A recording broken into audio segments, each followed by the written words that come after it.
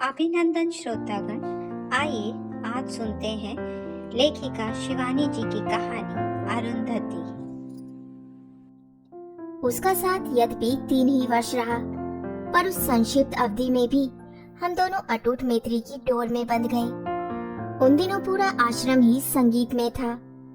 कभी चित्रांगदा का पूर्वाभ्यास, कभी माचेर खेला, कभी श्यामा और कभी ताशेर देश। उन दिनों आश्रम में सुरीले कंठों का अभाव नहीं था। खुकुदी यानी अमिता, मोहर, कनिका देवी, स्मृति, इंदुलेखा घोष, विश्री जगेशिया, सुचित्रा, ऐसे ही कोकल कंठी सुगायिकाओं के कंठों में एक कड़ी और जुड़ी। जैसा ही कंठ वैसे ही खाटी बंगाली, जोतदारी ठसक, बूटा सा कद, उज्जवल गोरवर्ण, बड़ी बड़ी फिरोजी शरबती आंखें जो पल पल गिरगिट का सा रंग बदलती थी। पहले ही दिन उसने संगीत समा में बाउल गीत गाया। कंठे आमार, शेष रागे नीर, वेतन बाजे, बाउल शेजे को।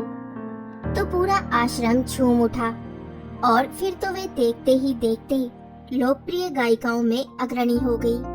यद्यपि वे छात्रावास में कभी नहीं रही, पहले खेल के मैदान के छोर पर और बाद में आश्रम के सीमांत पर बनी एक पुरानी कोठी को किराए पर लेकर उसकी विधवा माँ अपने परिवार को लेकर रहने लगी। उसी ने बताया कि वे 18 भाई बहन हैं, पर सब इधर उधर।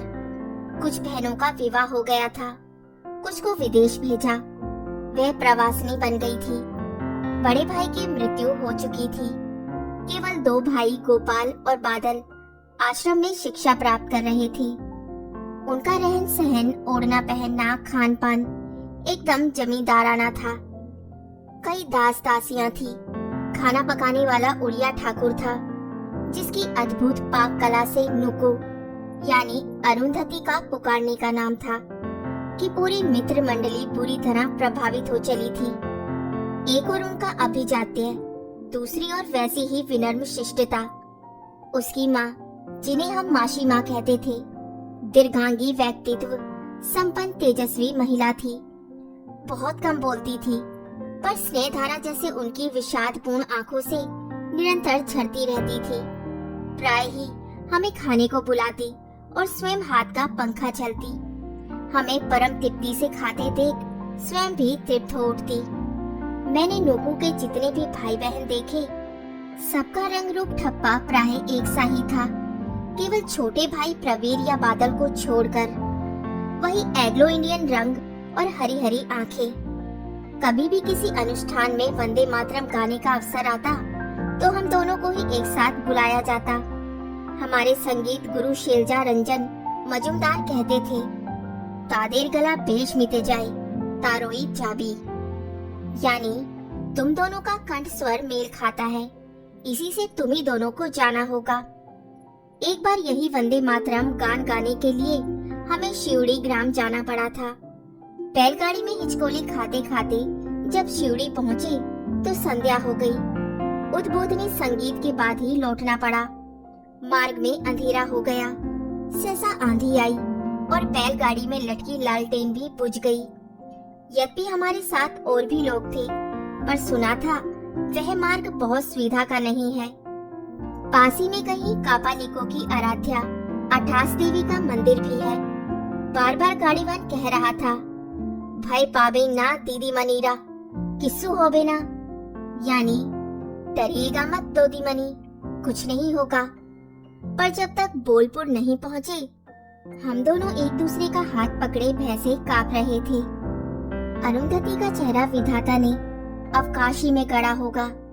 खड़क की धार सी नाक, छोटे 2 रसीले अधर और मत भरी आंखें, ना कोई मेकअप ना सच्चा, फिर भी अष्टभुजा का सा दिव्य रूप। एक घटना बरबस अतीत की ओर खींच रही है। एक बार आश्रम के मेले में आश्रम की कुछ छात्राओं ने चाय का एक स्टॉल लगाया। सबने सफेद साड़ी पहनी, संथाली जूड़ों में जवा पुष्प खोसा और सिर पर धरी तिरछी गांधी कैप। मेनू की सज्जा सवारी जया अप्पा स्वामी ने। देखते ही देखते हमारी दुकान पर भीड़ लग गई। आश्रम का चाय वाला बूढ़ा कालू, जिसका स्टॉल ठीक हमारे स्टॉल के सामने था, हाथ जोड़कर गिड़गिड़ाने लगा। दीदी मनीरा, अमार दुकाने से जे कई आशा छे ना, सब दादा बाबूरा तो अपना दे रही दुकाने।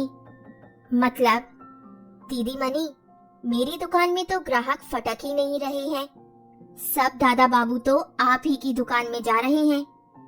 हमने उसे आश्वस्त किया कि हम अपनी दुकान 4 बजे ही उठा लेंगे। कोई नहीं आया तो हम सब छात्राएं उसी के स्टॉल पर खाकर उसकी क्षति पूर्ति करेंगे। एक तो हमारे स्टॉल पर वे सर्वथा नवीन स्वाद वाली सामग्री परिवेशित हो रही थी, जो बंगाल की जीवा के लिए अभिनव थी। इडली बड़ा, उधर उत्तर प्रदेशी समोसे, बिहार का तिलबुग्गा और अनरसे। सर अकबर हैदरी भी हमारी दुकान पर पधारे तो उन्हें एक समोसा खिला हमने 10 रुपए उघा लिए। वह भी तब जब एकन्नी में मसाले से ठसाठस समोसा अन्यत्र उपलब्ध था।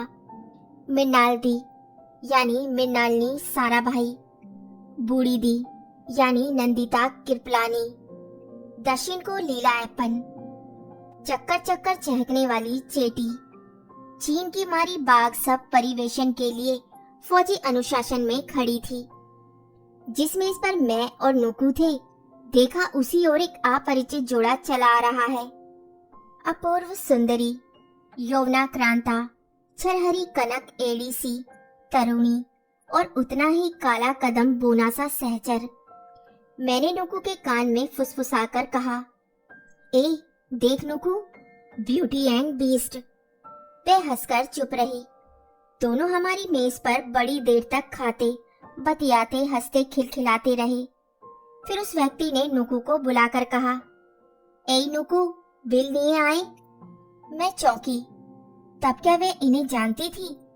पर तब भी उसने बड़ी दृष्टता से हंसकर मेरा हाथ पकड़ उन दोनों के सम्मुख खींचकर कहा, जानो छोड़ दी, अमार बंधु तोमार दी की बोल छे, ब्यूटी एंड बीस्ट। मैं लज्जा से कटकर रह गई। मुझे क्या पता था कि छोट दी नुकू की सगी बड़ी बहन है और कल ही कलकत्ता से आई है, और उनके सहचर जिन्हें मैंने अज्ञानवश बीस्ट की उपाधि से विभूषित किया था, वे उसके सगे जीजा हैं। पर उसके रसिक जीजा ने शायद मेरी आपातस्थता भाप ली थी। बड़े अधिकार से मेरा हाथ खींच अपने पास बिठाकर बोले, पेश करे छो हे, अमार सुंदरी गिन्नी के ब्यूटी बोले छो तो थैंक्स। उन्हें बीस्ट कहा था, यह वह आह्लादी उदार व्यक्ति भूल गया। इसके बाद 2 बार उनसे मिलना हुआ, वही प्रसंग और वैसे ही उदार हंसी। यही नहीं, पूजा में उन्होंने मेरे लिए विशेष उपहार के रूप में एक हांडी संदेश ही नहीं भिजवाए, एक सुंदर धानी घनरे वाली साड़ी भी भेजी। साथ में था एक पत्र, ओहे शालीर बंधु, ए साड़ी तो माँ के खूब मनाबे, आमादेर बाल भाषा निबो, ब्यूटी एंड बीस्ट।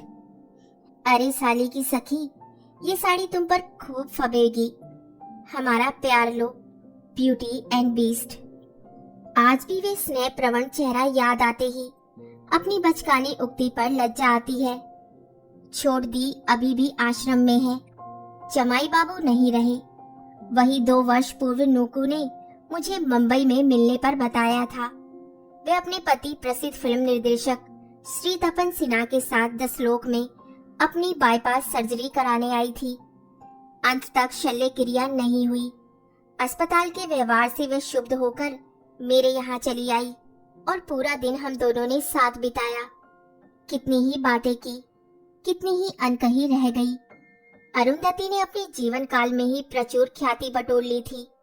पहले स्वयं चलचित्रों के माध्यम से अपने अपूर्व अभिनय द्वारा, गायिका के रूप में और यात्रिक शुद्धित पाषाण, महाप्रस्थानेर पथे, छूटी, गोपाल आदि चलचित्रों की निर्देशिका के रूप में। देखना, कभी तेरे किसी उपन्यास पर भी फिल्म बनाऊंगी, पर हिंदी तो आता नहीं, तू ही बंगला में सिनोपिस बनाना। यही कभी माणिकदा यानी सत्यजीत रे ने भी कहा था, किंतु मन की मन में रह गई। मेरे उपन्यास धरे के धरे रह गए। नूकू चली गई। जब उसे बंबई में देखा तो धक्का लगा था।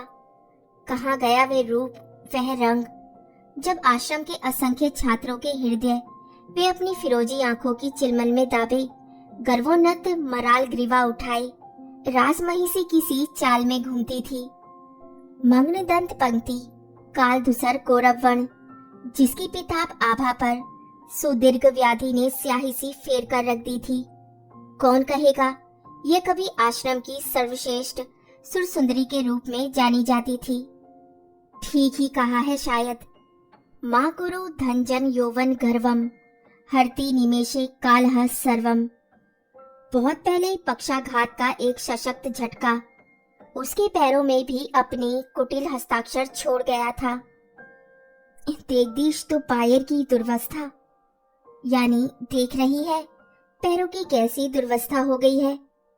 मेरी आंखों में आंसू आ गए। एक बार उसकी सज्जा करने में जुटी गोरी दी, यानी नंदलाल बोस की बड़ी पुत्री, ने मेरी ही उपस्थिति में कहा था, आहा एके बारे मुगल ब्यूटी। आह, एकदम मुगल ब्यूटी है। पर आंखें अब भी वैसी ही थी, अमई हलाहल मद भरे, ठीक जैसे किसी ऐतिहासिक बुलंद इमारत के खंडर में अनूठे कगोरों से विभूषित छरों के ज्यों के त्यों धरे हों। इसके बाद उसका एक ही पत्र मिला था, वह बाईपास के लिए विदेश जा रही है। पर वहां से भी कोरी ही लौटी। फिर पहुंची बेंगलोर। उसने भी शल्य क्रिया को निरापद नहीं बताया। कई धमनियां रक्त के थक्कों से अवरुद्ध हो गई थी। फिर एक दिन वह बिना किसी से विदा लिए चुपचाप चली गई। कहानी सुनने के लिए बहुत बहुत धन्यवाद श्रोतागण। कृपया मेरे चैनल को लाइक करें, शेयर करें, कमेंट दें और सब्सक्राइब अवश्य करें।